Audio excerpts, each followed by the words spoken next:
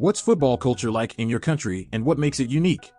The supporter culture, definitely. The Swedish top division, Allsvenskan, is far from being one of the better leagues in Europe, being ranked 22nd, but there is still a big interest around many of the teams. Just yesterday, a Stockholm derby was played between AIK and Hammarby, which was attended by more than 40,000 people. Another interesting thing about Swedish football and sports in general is the 51% rule, which means that no single person can own a sports club. Instead, it is the members of the club who hold a majority, which means that virtually any supporter that is a member also have the possibility to influence the governance of the club. This has, for example, led to the Swedish league being the only top division among the 31 highest-ranked leagues in Europe that has not decided to introduce VAR, as members of several top-flight clubs have voted that their clubs should work against the introduction of it.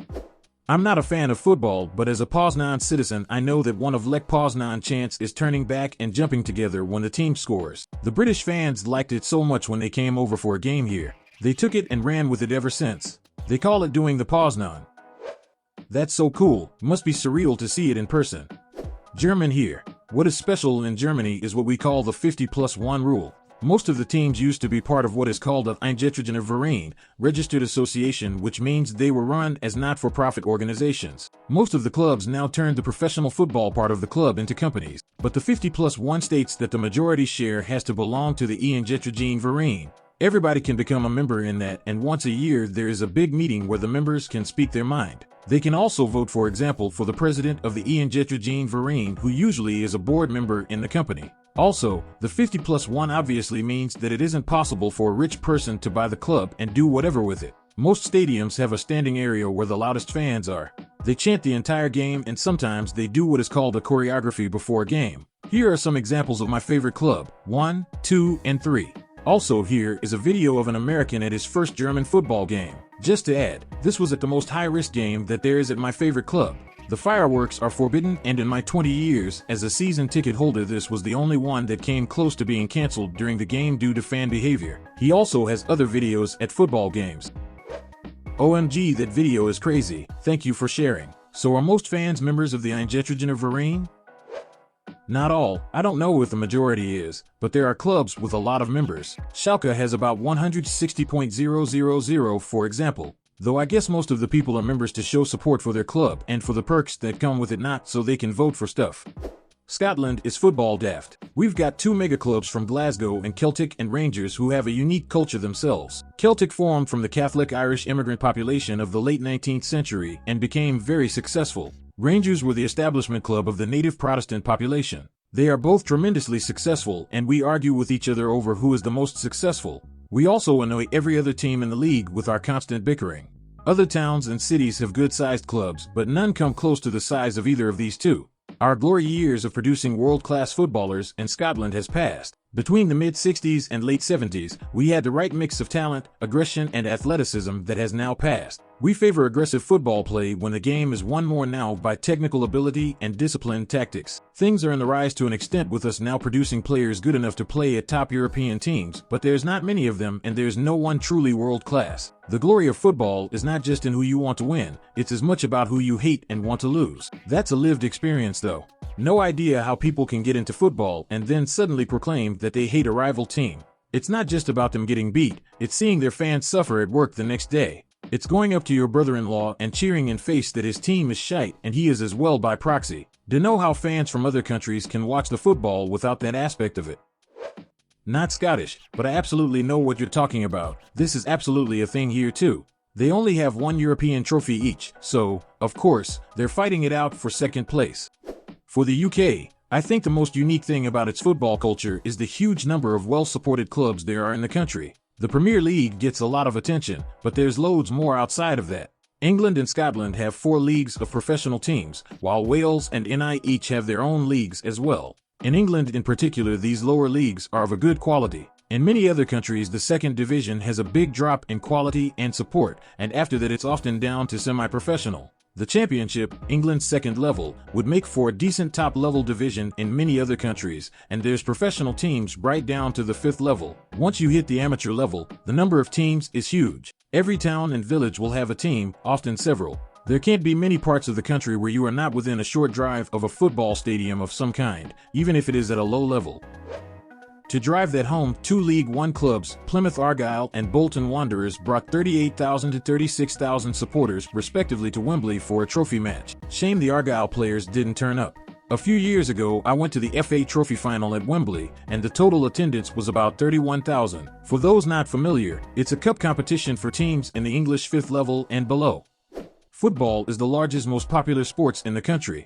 Our national league is called the Eredivisie. Our club teams have won some major trophies in the past. However, those days are gone. The teams in our league aren't as rich as some in other countries, so we became a feeder league with the best players move and young talents replacing them. Our national team is often praised for their attacking playing style known as total football, however often mocked because we rarely won anything. We lost 3 World Cup finals. Today our national team isn't as good as they used to be.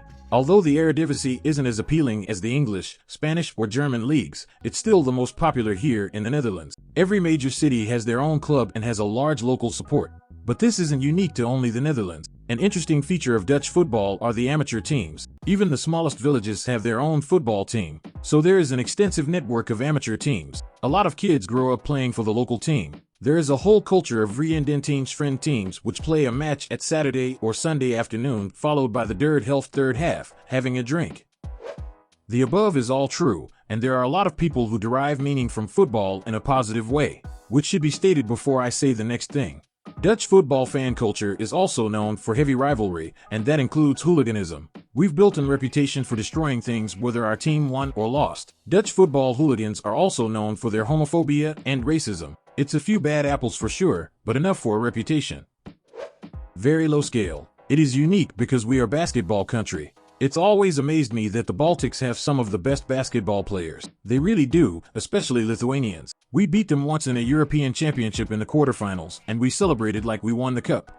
Comparing Czechia and Germany regarding football is quite interesting. Based on what I think, the game has certain popularity in Czechia. You will find some fans of Club XYZ every now and then. Some people play it themselves. There are people attending Czech Football League, but as well quite some people who don't consider Czech League particularly good and consider themselves fans of foreign clubs. Fans of the local clubs are often quite weird nuts, drinking a bit more than needed and being overly aggressive. The national championships are broadcasted in the TV. Football fans usually watch them, but that's about it. No craziness. Ice hockey is more popular in this regard. My stay in Germany shown me what a football country looks like. Almost everybody has some favorite team, often not even playing the top Bundesliga. I haven't met a single football nut so far, though. And in times of World Cup, European Championship, people often talk about it. Radios and TVs constantly interviewing trainers and other members or even ex-members of the national team. It's really everywhere. I was never really interested in football in Czechia. I actually quite disliked it. After 2 years in Germany, I have attended 2 Bundesliga games in person and couple of others in TV. I have to say the form it has in Germany has been so far friendlier and accessible to me. Is it everybody or every man? I've heard about some Latin Americans being surprised how not popular football is with women in Europe, but maybe that's not true for Germany. Women probably don't watch German football as often as men, but national team games are definitely way more popular among women than in Czechia. I have never been to Latin America, so I have no clue how popular is it there. I don't know if this is unique to Norway, but a peculiar aspect of Norwegian football fan culture is that it cares a lot more about foreign football, English football in particular, than domestic football.